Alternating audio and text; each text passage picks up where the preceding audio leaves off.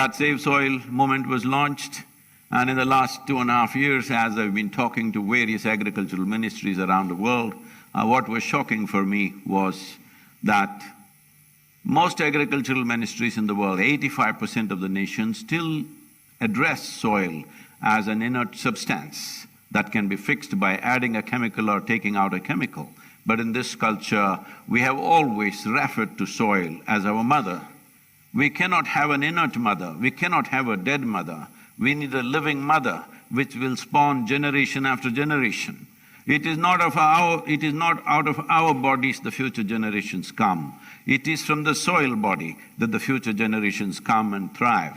Unfortunately, we have brought that to a certain threat, but fortunately, we are in that cusp of time that if we act now in a determined way, it does not take any rocket science to fix this, nor does it take enormous amount of financial outlays.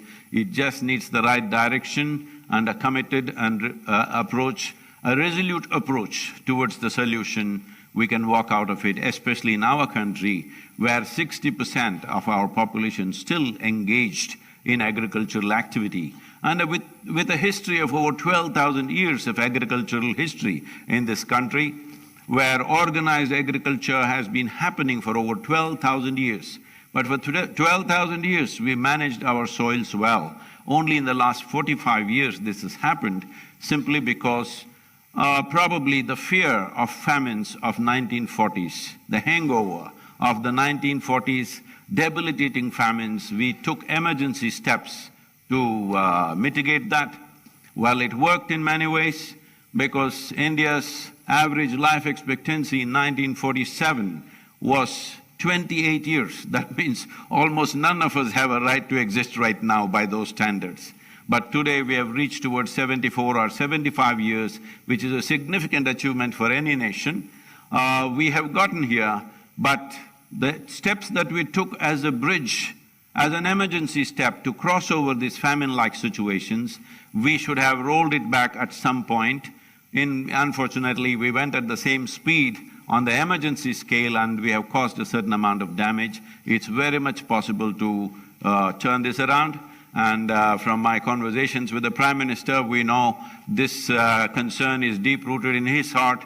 It is just that we have to, as citizens of this nation, it is important you stand up and support a possibility, because these are steps which will take 10, 15, 20 years maybe to turn around fully. So when a government has to take long-term steps like this without the support of the democratic citizens, there is no way no nation can take such steps, because government's terms are usually 5 years in this country. So 5-year term and 20-year policy is a little bit of a difficulty for various reasons. So it is very important people stand up and support this. This is not a protest, this is not an agitation, this is not an expression of anger or resentment. This is an expression of our love and responsibility for the life that we are, and the life that's around us, and the life that should be beyond us. This is very, very important. Right now, what we are threatening is the future generations. Every responsible scientist in the world is pointing out, in about 60 years' time, 90% of the world's soil will be degraded. And that is not a welcome prediction. Definitely this can be turned around with the necessary policies, and it does not need enormous outlays. It needs focus, it needs resolute action, which I'm sure in this day and age, India is very much capable under the able